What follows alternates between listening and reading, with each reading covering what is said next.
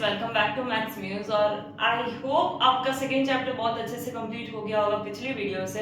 इस वीडियो के अंदर हम करने वाले chapter number third, chapter number 4 मिला के 10 मार्क्स का है, क्योंकि दोनों के अंदर आप कंफ्यूज हो जाओगे कि ये क्वेश्चन चैप्टर 3 का है या चैप्टर 4 का है।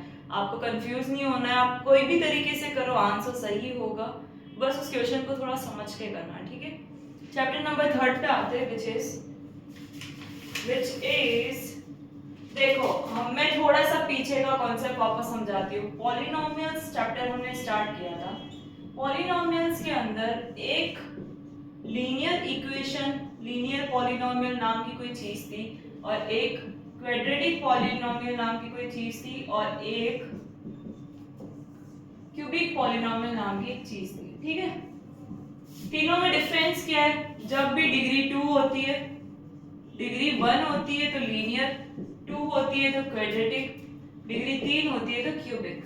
अब डिग्री क्या होती है वो सब चीजें हमने पिछले चैप्टर में डिस्कस कर लिया है। हमें इस चैप्टर में इस चीज के ऊपर फोकस करना है, लीनियर पॉलिनोमियल पे। Now what do you mean by linear polynomial?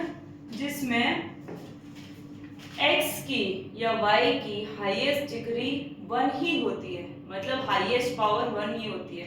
पर हम जो ये चैप्टर पढ़ रहे हैं वो है लीनियर इक्वेशन तो है, पर इस चैप्टर को थोड़ा सा डिफिकल्ट बनाने के लिए लीनियर इक्वेशन इन 2 वेरिएबल दिया गया है इसे नाम, ठीक है। इस वीडियो का टारगेट क्या रहेगा? इस वीडियो को हम इस वीडियो के अंदर 3 चीजें करने वाले हैं। एक होगा बेसिक कॉन्सेप्ट, और दूसरा होगा एनसीईआरटी के कुछ गिने चुने 7-8 क्वेश्चन, 7 से 8 क्वेश्चन करेंगे जो बहुत ज्यादा इंपॉर्टेंट है एग्जाम पॉइंट ऑफ व्यू से।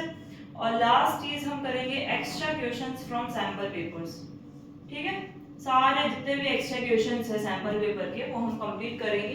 पर सारा अगर मैं एक ही वीडियो में डाल दूं ये बहुत लॉन्ग वीडियो बन जाएगी, इसीलिए ये 2 चैप्टर हम इसमें करेंगे, और इसके लिए मुझे एक नया पार्ट 2 देना पड़ेगा आपको, ठीक है। बेसिक से स्टार्ट करते हैं।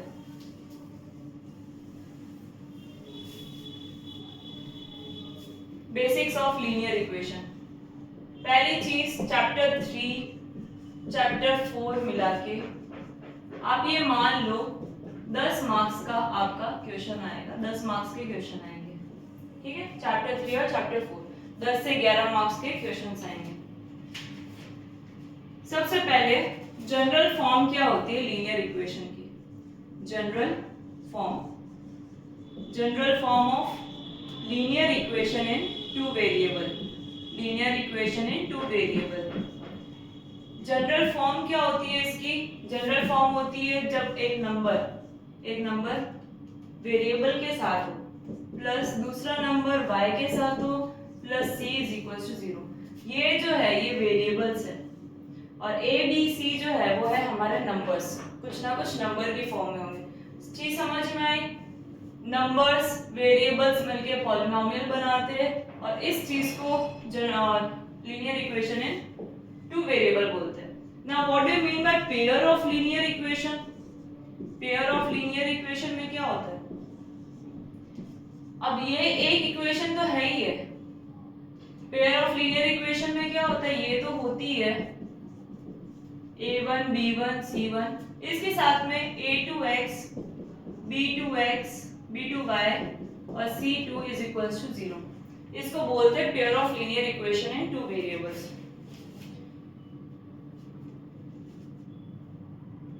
अब है ना, जब भी पेयर ऑफ लीनियर इक्वेशन दिया जाए तो हमें इस चीज को सॉल्व करनी पड़ती है कि x की क्या वैल्यू आएगी, y की क्या वैल्यू आएगी, क्योंकि x और y दोनों के अंदर सेम है। जब हम 2 इक्वेशन को सॉल्व करते हैं तो हमें x और y की वैल्यूज मिलती है। उसको सॉल्व करने के 3 तरीके, इसको सॉल्व करने के 3 तरीके। पहला तरीका है सब्स्टिट्यूशन मेथड। पहला तरीका क्या है? Substitution method. सब्स्टिट्यूशन मेथड में क्या करते हैं? हम एक इक्वेशन को लेते हैं, उसमें से x या y को पूरा सॉल्व करते हैं, फिर वो वैल्यू हम दूसरी इक्वेशन में डालते हैं। क्या चीज है समझ में नहीं आई, हम एग्जांपल से अच्छे से सॉल्व करेंगे।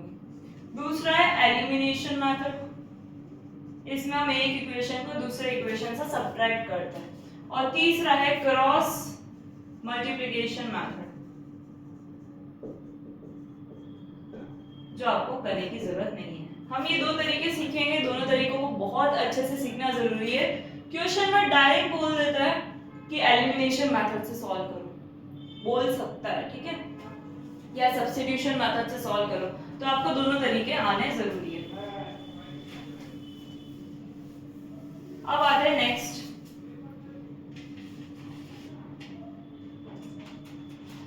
अब जो भी सिस्टम ऑफ लीनियर इक्वेशन होता है, सिस्टम ऑफ लीनियर इक्वेशन होता है, सिस्टम ऑफ लीनियर इक्वेशन जो होता है, अगर हम ग्राफ पे लेके आए उसे, ठीक है, ग्राफ पे लेके आए तो हो सकता है दो इक्वेशन ऐसे सीधी सीधी जाए, सीधी सीधी जाए मतलब ये पहली इक्वेशन ये दूसरी इक्वेशन, ये दोनों लाइन अगर सीधी सीधी जा रही है तो वो बनता है पैरेलल। हो सकता है कि सीधी सीधी जाने की बजाय वो इंटरसेक्ट करे एक पॉइंट पे, तो ये इंटरसेक्टिंग हो जाती है। और हो सकता है कि एक ग्राफ के अंदर एक इक्वेशन दूसरे इक्वेशन के ऊपर हो, जिसे हम कोइंसाइड बोलते हैं, तो ये सिस्टम ऑफ लीनियर इक्वेशन है ये तीनों, ठीक है। तो सिस्टम ऑफ लीनियर इक्वेशन जो है वो दो तरीके से हो सकता है, एक होता है कंसिस्टेंट, कंसिस्टेंट, और दूसरा होता है इनकंसिस्टेंट। अगर कंसिस्टेंट है तो इसका मतलब है कि इसके अंदर कम से कम one value, at least one value, at least उसका एक सोल्यूशन तो निकलेगा ही निकलेगा, एक्स और वाई की एक वैल्यू तो निकलेगी ही निकलेगी। इसमें नो सोल्यूशन होता है, मतलब आप उसे सॉल्व नहीं कर पाओगे आगे। अब एटलीस्ट वन सोल्यूशन है तो हो सकता है कि असल में क्या हो, असल में एक सोल्यूशन ही हो, वन सोल्यूशन ही निकले, या हो सकता है मोर देन वन निकले, मोर देन वन सोल्यूशन निकले, मोर देन वन सोल्यूशन निकले। जब वन सोल्यूशन निकल रहा है तो उस केस में जो चीज बन रही है वो इंटरसेक्टिंग लाइन बन रही है, इंटरसेक्टिंग लाइंस बन रही है। इंटरसेक्टिंग मतलब एक दूसरे को इंटरसेक्ट करते हुए चल रही है। और अगर मोर देन वन हो रहा है तो इसका मतलब वो लाइन क्या है, कोइंसाइड है, कोइंसाइड है। मोर देन वन का आप बोल सकते हो इनफिनाइट मैनी सॉल्यूशन, और इसको बोल सकते हो आप यूनिक सॉल्यूशन। क्वेश्चन में बोल रखा होता है यूनिक सॉल्यूशन है, तो बताओ लाइंस कैसी होगी, इंटरसेक्टिंग होगी। अब कैसे पता चल, इक्वेशन को देख के ही हम पता लगा सकते हैं कि लाइन इंटरसेक्टिंग है, कोइंसाइड है या पैरेलल है। ये जब भी बनती है पैरेलल लाइंस क्रिएट होती है। पैरेलल लाइंस में क्या होता है कि no solution, no value of zero, no values of x and one, ठीक है। अब इसमें देखो, अब जो वन सॉल्यूशन, ये जो पॉइंट होगा ना वो इसका एक सॉल्यूशन होगा।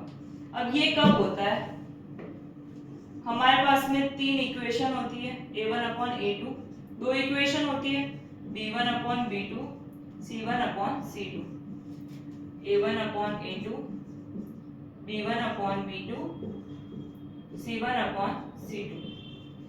अगेन इसमें भी a1 upon a2, b1 upon b2, c1 upon c2। हमें कैसे पता चलेगा कि लाइंस कोइंसाइड है या इंटरसेक्टिंग है या पैरेलल है? हमें क्या चीज देख के पता चलेगा?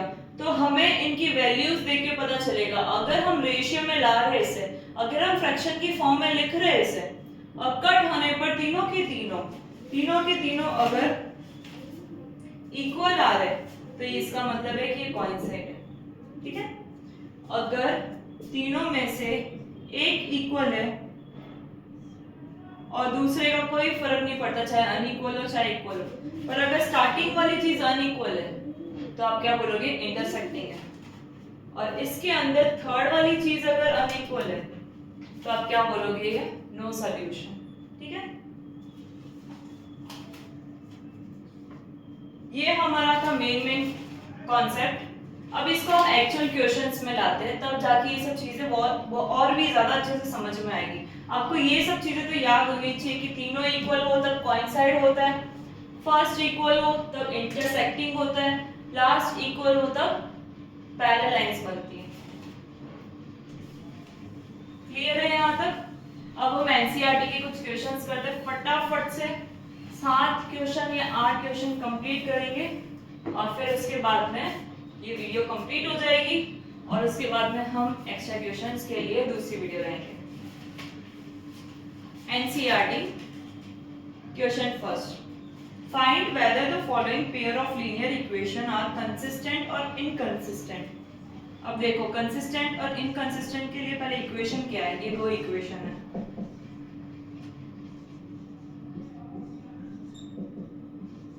ठीक है, ये दो इक्वेशन है।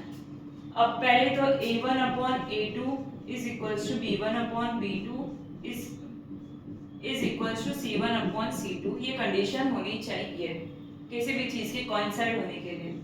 हम एक बार ये एज्यूम कर लेते हैं कोइंसाइड है। अब देखो कट होने पर 1 2 1 2 ये कट ही नहीं हो रहा है, तो हमारे पास क्या है 1 upon 2 is equals to 1 upon 2 is not equals to 8 upon 9। कौन सा केस है? ये केस है थर्ड वाला, पैरेलल वाला, जिसे हम क्या बोलते हैं इनकंसिस्टेंट। समझ में आई चीज? अब नेक्स्ट करते हैं एक और क्वेश्चन, थोड़ा सा अलग है, फर्स्ट का ही सेकंड पार्ट कर रहा हूं, थोड़ा सा अलग है, समझने की जरूरत है ये चीज तुम्हें।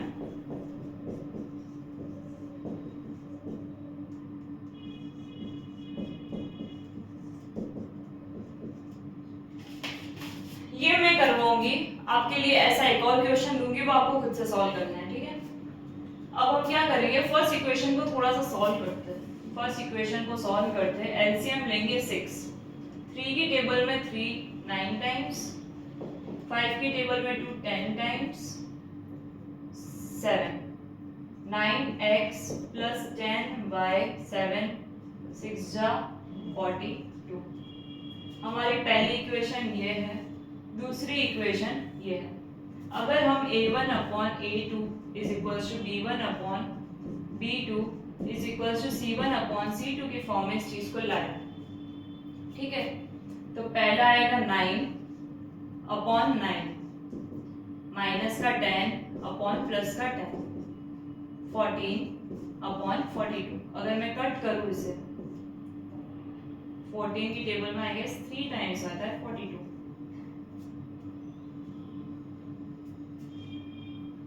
अब 1 upon 1 minus 1 upon 1 1 upon 3 not equal not equal. अब ये कौन सा केस हुआ? अगर फर्स्ट वाला नॉट इक्वल आ रहा है, सेकेंड वाला भी नॉट इक्वल आ रहा है, तो इस चीज को हम डालेंगे फर्स्ट वाले केस में विच इज कंसिस्टेंट। और कंसिस्टेंट में भी कौन सी लाइंस बन रही है इसमें? कंसिस्टेंट में बन रही है ये इंटरसेक्टिंग लाइंस।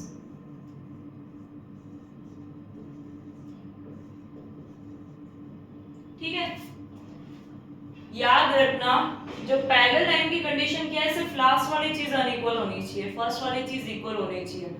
पर इंटरसेक्टिंग की कंडीशन है कि पहली वाली चीज अगर अनइक्वल है तो तीसरी वाली चीज से हमें मतलब ही नहीं है, चाहे वो इक्वल है चाहे वो अनइक्वल है, किस में ही माना जाएगा? इंटरसेक्टिंग में माना जाएगा। एक और क्वेश्चन आप ट्राई करो, third question, 4 upon 3x 2y 8 2x 3y 12। और मुझे आंसर कमेंट सेक्शन में मेंशन करो कि कंसिस्टेंट है या इनकंसिस्टेंट, टाइम स्टैम्प के साथ में।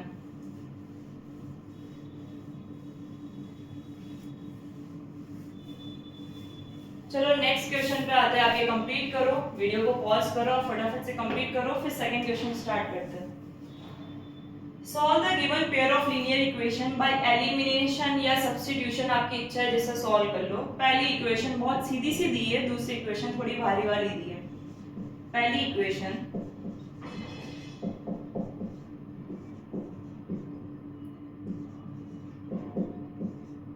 मैं आपको दोनों तरीके समझाने के लिए दोनों तरीके से सॉल्व करके बता देती हूँ। ये मेरी पहली और लास्ट क्वेश्चन होगा जिसमें मैं दोनों तरीके से सॉल्व करके बता रही हूँ। आगे सब तरीके, आगे जितने भी क्वेश्चन होंगे उसमें मुझे जो तरीका अच्छा लगेगा उससे सॉल्व करूंगी। सब्स्टिट्यूशन मेथड हम क्या करेंगे, 3x + 4y = 10 को x की फॉर्म में लिखेंगे। मतलब 3x एक जगह बाकी सब उधर, x एक जगह बाकी सब इस तरफ, ठीक है। अब हम क्या करेंगे, putting x in equation second equation क्या है, 2x - 2y = 2, ठीक है। 2 को अगर मैं कॉमन ले लूं तो x - y = 2, और ये 2 से 2 कट गया तो 1 बचता है, x - y = 1। अगर मैं x की जगह 10 - 4y / 3 - y = 1 रख दूं तो मुझे एलसीएम लेना पड़ेगा।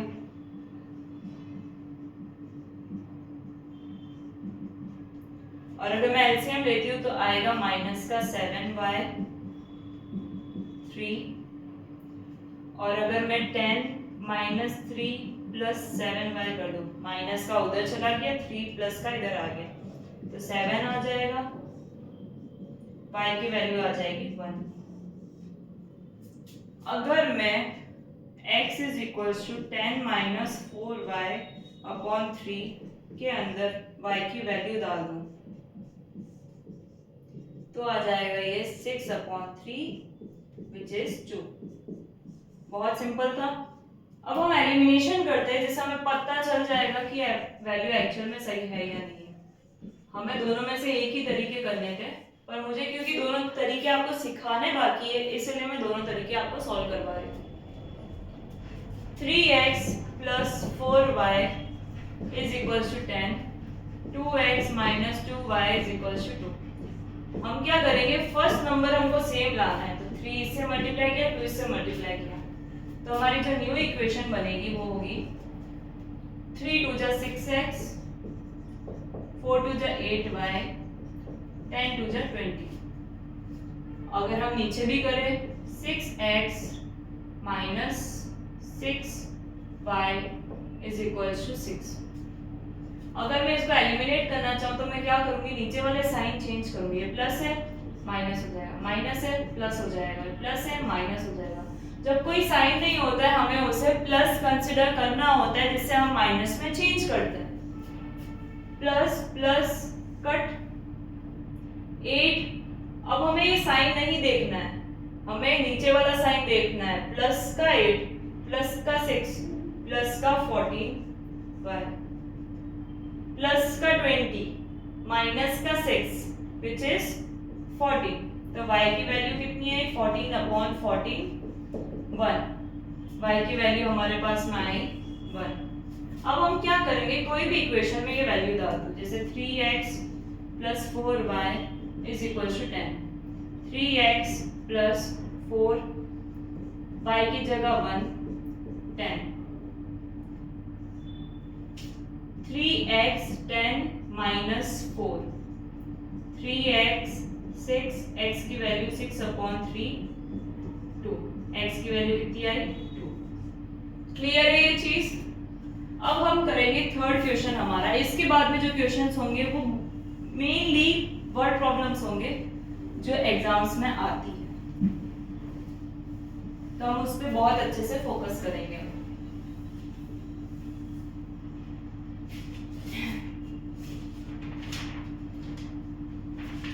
The taxi charges in a city consist of a fixed charge। fixed charge वाला क्वेश्चन है ये। कौन सा क्वेश्चन है, फिक्स चार्ज वाला। मतलब आपको क्या दे रखा है क्वेश्चन में, एक टैक्सी है, ठीक है। अगर आप उस टैक्सी के अंदर बैठ गए तो आपको एक पर्टिकुलर अमाउंट देना है। तो हम मान लेते हैं वो अमाउंट क्या है, let fix charge be x, ठीक है। उसके बाद में हर एक किलोमीटर पे आपके पास में एक्स्ट्रा चार्ज होगा।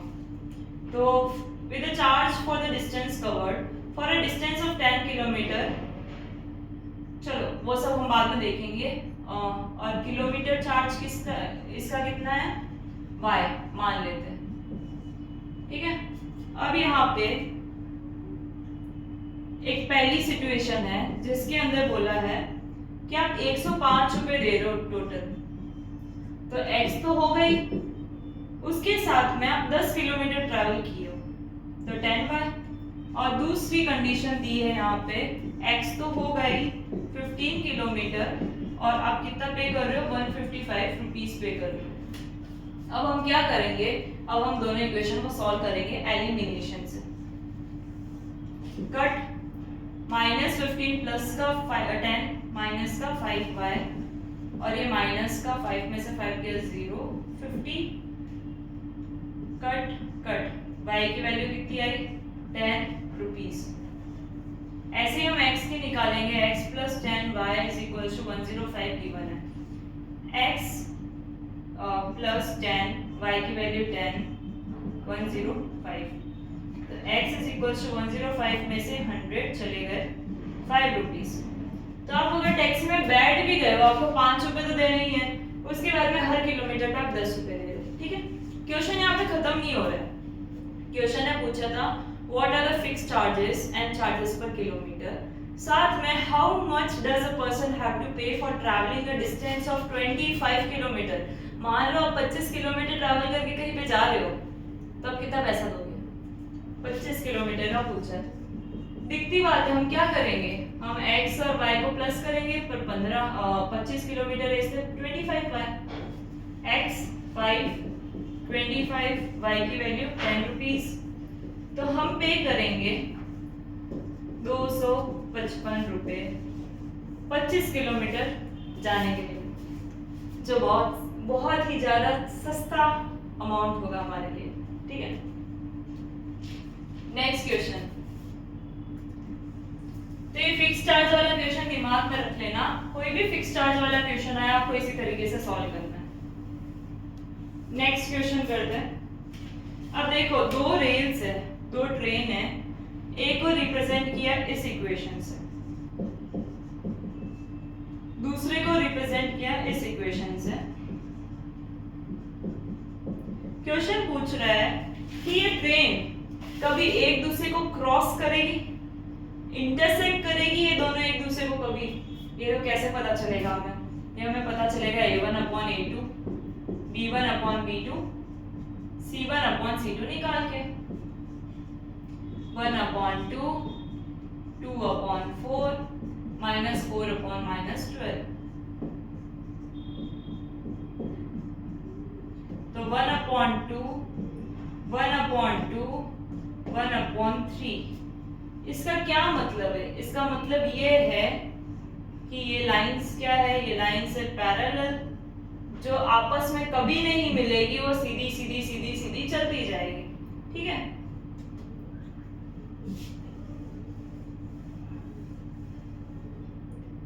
नेक्स्ट क्वेश्चन पे आते हैं, फिफ्थ। 3 क्वेश्चन और बस, उसके बाद में हम इस वीडियो को कंप्लीट करेंगे। 5 years ago, अब दो लड़कियां हैं, नूरी और सोनू। 5 साल पहले, 5 years ago, 5 years ago से पहले मैं एक चीज लेट करना चाहूंगी, नूरी को लेट कर लेते हैं x और सोनू को लेट कर लेते हैं y। अब ये ध्यान रखना, अब ये जो क्वेश्चन है वो है एज रिलेटेड क्वेश्चन, एज से रिलेटेड आपके पास में कोई भी तरह का क्वेश्चन आ सकता है। 5 साल पहले, 5 साल पहले तो हम जो नूरी लेंगे वो x -5 लेंगे, और सोनू जो लेंगे, सोनू को हम लेंगे y -5। अब ये इक्वेशन क्या बोलना चाह रहा है, Noori will be twice, Noori will be twice as old as Sonu. ठीक है, इसको सॉल्व करते हैं। Noori x -5 to y -5, x -5 to y -10, x -2y -5 plus का 10 इज इक्वल टू 0। ये हमारी बन गई फर्स्ट इक्वेशन। ठीक है, नेक्स्ट उसने बोला है नूरी, एक सेकेंड, इन्होंने थ्राइस बोला था, थ्राइस थ्राइस बोला था, थ्राइस बोला था, क्वेश्चन में मैंने थोड़ा सा उल्टा पढ़ लिया। Thrice as old as Sonu, 3y minus 15। अब हम क्या करेंगे, अब हम सबको इस तरफ ले आते हैं, 3 नहीं इस तरफ ही लाते हैं, x माइनस 3y माइनस का 5 प्लस का 15 इज इक्वल्स टू 0। ये हमारी हो गई फर्स्ट इक्वेशन। ओके, अब इसने बोला है 10 इयर्स लेटर, 10 इयर्स लेटर, तो 10 साल बाद में नूरी क्या हो जाएगी, नूरी हो जाएगी x के साथ में 10 साल बढ़ा लो, और सोनू कितनी हो जाएगी, y के साथ में 10 साल बढ़ा लो। इन्होंने इक्वेशन बोला है Noori will be twice as old as Sonu. ठीक है, ट्वाइस मतलब डबल है उसकी एज। नूरी जो है x प्लस 10, ट्वाइस सोनू है y plus 10, x plus 10 is equals to 2y plus 20, x minus 2y plus 10 minus 20 is equals to 0, x minus 2y minus का 10 is equals to 0। ये हमारी सेकेंड इक्वेशन बनी। अब आप इन दोनों इक्वेशन को सॉल्व करो और बताओ नूरी और सोनू की क्या एज होगी, मुझे कमेंट सेक्शन में। नेक्स्ट क्वेश्चन पे आते हैं, 6th क्वेश्चन, न्यूमरेटर और डिनोमिनेटर वाला क्वेश्चन, फ्रैक्शन वाला क्वेश्चन। ठीक है, मान लो न्यूमरेटर x है, डिनोमिनेटर y है। अगर आप क्वेश्चन में देख रहे हो इस टाइप का क्वेश्चन, डायरेक्ट लेट कर लो। ठीक है, if we add 1 to the numerator, if we add 1 to the numerator and subtract 1 from denominator, a fraction reduced to 1। ये पहली इक्वेशन है, थोड़ा और सॉल्व करते हैं। x plus 1 is equals to y minus 1, इसको वहां भेजा है। x minus y plus 1 is equals to 0, x minus y plus 2 is equals to 0। ये हमारी फर्स्ट इक्वेशन है। It becomes half if we only add 1 to the denominator। x को ऐसे ही छोड़ो, y के अंदर एक ऐड करो, तो ये क्या हो जाता है, तो ये हो जाता है हाफ हो जाता है। इसको हम क्रॉस मल्टीप्लाई करेंगे तो 2x y प्लस 1 हो जाएगा, 2x minus y minus 1 is equal to 0। हमारे पास में ये दो इक्वेशन आई है। अब आप इसे सॉल्व करके मुझे कमेंट सेक्शन में बताओ कि x और y की वैल्यू, न्यूमरेटर और डिनोमिनेटर की वैल्यू क्या होगी और लास्ट में फ्रैक्शन क्या बनेगा। ठीक है,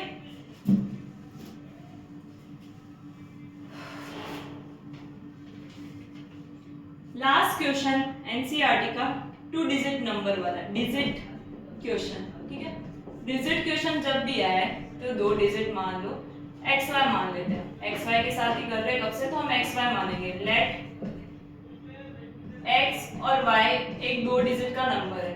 ठीक है, ये वाला डिजिट क्या है, यूनिट प्लेस पे अभी, और ये वाला डिजिट सॉरी ये वाला टेंस पे है और ये वाला यूनिट पे है।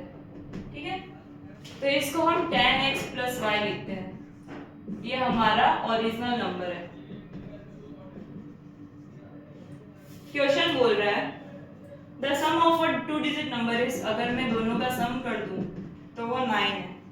Also 9 times this number, 9 times this number, पुराना वाला नंबर जो है 9 टाइम्स द ओल्ड नंबर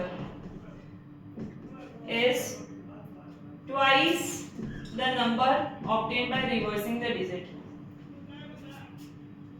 अगर मैं ओरिजिनल को उल्टा कर लूं तो न्यू डिजिट क्या बनेगा, 10y plus x। क्यों, क्योंकि नई डिजिट बन जाएगी yx, तो इसको हम ऐसे लिखेंगे। ठीक है, 9 ओल्ड को कैसे लिखते हैं, 10x plus y, 2 न्यू को कैसे लिखेंगे, 10y plus x।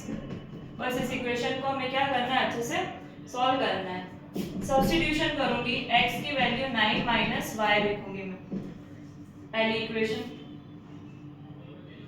90x 9y 20y plus, question में यही था ना, क्वेश्चन में 9 टाइम्स दिस नंबर। ठीक है, 2x 90x में से 2x गए और 20y में से 9 गया।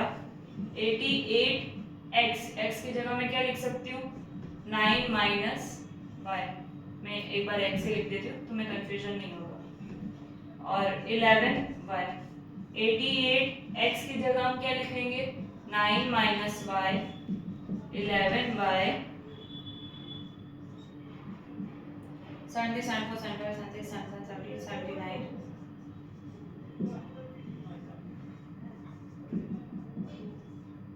अगर मैं उस तरफ ले जाऊं 88 को तो ये बन जाएगा 99y, 792, y की वैल्यू 792 अपॉन 99 आएगी।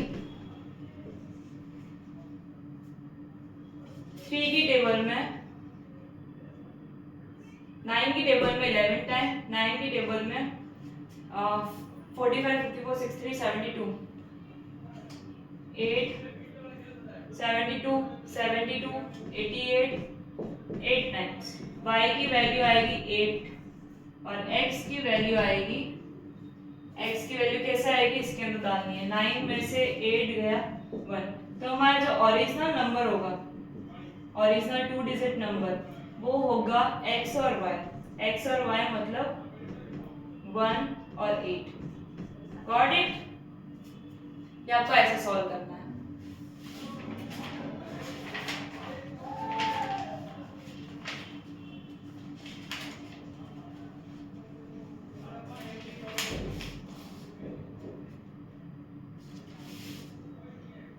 ये आंसर एकदम करेक्ट है, मैंने चेक कर लिया है।